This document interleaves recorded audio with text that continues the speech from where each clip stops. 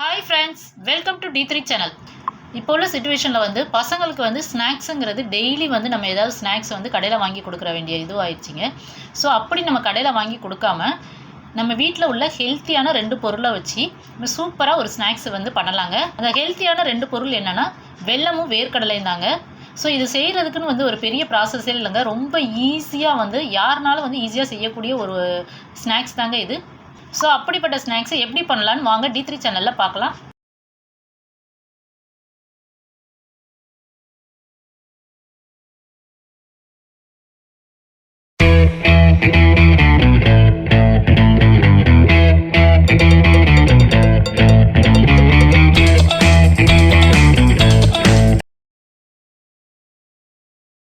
கடலை மிட்டாய் பண்ணுறதுக்காக 150 கிராம் வந்து வேர்க்கடலை எடுத்திருக்கேங்க. அந்த வேர்க்கடலை வந்து தோல் நீக்கி நான் வந்து வச்சுருக்கேங்க. அதுதான் இப்போ நம்ம பார்க்குறது.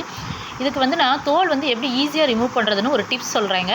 ஸோ யூஸ்வலாக இது வந்து எல்லாருக்கும் தெரிஞ்ச டிப்பு தாங்க. இருந்தாலும் தெரியாதவங்களுக்கு இது வந்து யூஸ்ஃபுல்லாக இருக்கும்.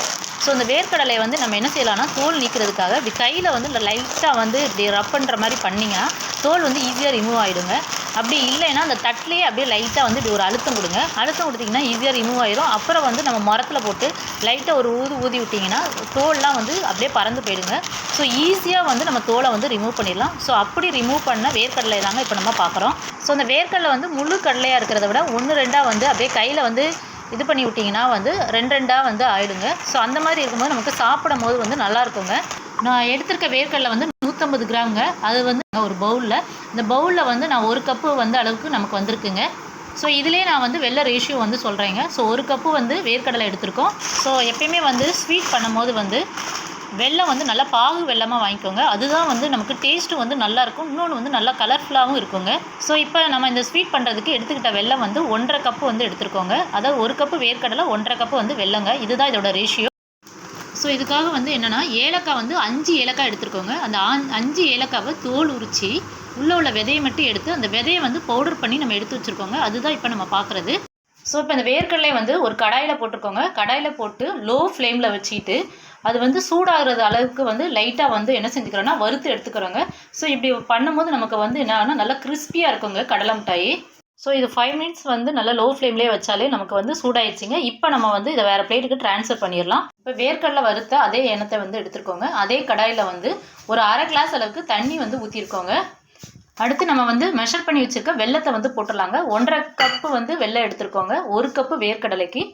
ஸோ அந்த வெல்லத்தை போட்டாச்சு. வெல்லம் வந்து நல்லா கரையட்டுங்க. வந்து நம்ம ஆல்ரெடி வந்து தட்டி தாங்க போட்டிலே வந்து நல்லா இலகி வந்துடும். ஸோ கரண்டியை வச்சு லைட்டாக இந்த மாதிரி கலரி விட்டிங்கனாலும் நல்லா கரைஞ்சிருங்க. அதே மாதிரி வெல்லம் வந்து எப்பயுமே நம்ம வந்து வெல்லத்தை வந்து பாகு எடுக்கும் போது வந்து அதில் வந்து வெல்லத்தில் வந்து மண் இருக்குங்க.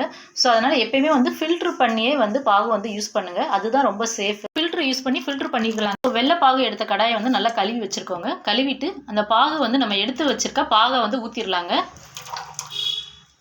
இப்போ நம்ம வந்து எடுத்து ஊற்றுனது வந்து வெல்லத்தை வந்து நல்லா தண்ணியில் கரைச்சிட்டு நல்லா கரைச்சி வந்து ஊற்றிருக்கோங்க. நம்ம இன்னும் பாகு வந்து எடுக்கலை. இனிமேல் தான் நம்ம வந்து வெள்ளை பாகு எடுக்க போகிறோம். ஸோ இப்போ வந்து நம்ம எடுத்து வச்சுருக்க ஏலக்காய் பொடியை வந்து இந்த வெள்ளை பாகில் வந்து போட்டுடலாங்க. இப்போ எதில் வந்து நம்ம வேர்க்கடலை மிட்டாய் வந்து மோல்டு பண்ணுறோமோ அந்த பிளேட்டில் வந்து எண்ணெய் இல்லைனா நெய் தடவி வச்சிடலாங்க. ஏன்னா வந்து பாகு வந்து ரெடி ஆனோன்னு டக்குன்னு வந்து கெட்டி ஆகிடும். ஸோ அதனால் வந்து இங்கே பாகு ரெடி பண்ணும் போதே சைட் பை சைடு வந்து என்ன செய்கிறீங்கன்னா அந்த மோல்டில் வந்து எண்ணெயோ நெய்யோ வந்து தடவி ரெடியாக வச்சுருங்க. ஸோ இது வெள்ளை பாகோட பதம்னு பார்த்தீங்கன்னா ஒரு பிளேட்டில் வந்து தண்ணி எடுத்து வச்சுக்கோங்க. அந்த பிளேட்டில் வந்து இந்த வெள்ளை பாகை வந்து ஒரு சொட்டு வந்து விட்டு பாருங்கள். விட்டு பார்த்துச்சுன்னா அது வந்து என்ன ஆகும்னா தண்ணியில் வந்து கரையாமல் நல்லா கட்டியாகி மிட்டாய் மாதிரி உடையிற மாதிரி இருக்குங்க. அதுதான் இந்த வெள்ளை பாகோட பதம்ங்க. ஸோ இப்போ வந்து வெள்ளை பாகு வந்து நமக்கு ரெடி ஆயிடுச்சுங்க. நம்ம ஆல்ரெடி வந்து வறுத்து வச்சுருக்க வேர்க்கடலையே இதில் போட்டுடலாம். ஸோ வேர்க்கடலை வச்சுட்டு ஒரு 2 மினிட்ஸ் அப்படியே கிளறி விடுங்க. அந்த பாகோட கிளறி விட்டு எடுத்துட்டிங்கன்னா அவ்வளோதாங்க. ஸோ ஆல்ரெடி வந்து நம்ம பிளேட்டில் வந்து நெய் வந்து தடவி வச்சுருக்கோங்க. ஸோ அந்த வேர்க்கடலை போட்டோன்னே லைட்டாக ஒரு கிளறிட்டு இதில் வந்து நம்ம அப்படியே ஊற்றிடலாம். இது செய்கிற ப்ராசஸ் பார்த்தோன்னா ரொம்ப ஈஸி தாங்க. நீங்கள் பாகு மட்டும் நல்லா பதத்தோடு வந்து எடுத்துக்கிட்டிங்கன்னா ஈஸியாக வந்து நம்ம வீட்டிலேயே வந்து வேர்க்கடலை மிட்டாய் செஞ்சு சூப்பராக வந்து அசத்தலாங்க. ஸோ இப்போ வந்து நம்ம மோல்டில் வந்து ஊற்றியாச்சுங்க. ஊற்றிட்டு இந்த மாதிரி கரண்டியை வச்சு வந்து நல்லா வந்து இந்த மாதிரி தடவி விட்டுருங்க. ஏன்னா வந்து ஒரே பக்கமாக டென்சிட்டியாக இருக்கும். ஸோ அதனால் வந்து நல்லா இந்த மாதிரி தடவி விட்டுருங்க. இதில் வந்து மெயினாக வந்து என்னென்னா நீங்கள் வந்து போட்டோன்னே வந்து நமக்கு நல்லா கட்டி ஆகிடுங்க வேர்க்கடலை போட்டோன்னையும். ஸோ உடனே வந்து நீங்கள் வந்து இந்த பிளேட்டுக்கு வந்து ட்ரான்ஸ்ஃபர் பண்ணிவிடுங்க. பண்ணிவிட்டு கரண்டி வச்சு இந்த மாதிரி வந்து லைட்டாக இது பண்ணி விட்டிங்கன்னா நமக்கு அதாவது அதில் வந்து நல்லா பரப்பி விட்டுக்கோங்க. இப்போ வந்து இது 2 ஹவர்ஸ்க்கு வந்து நம்ம டிஸ்டர்ப் பண்ண வேண்டாங்க, அப்படியே இருக்கட்டும்.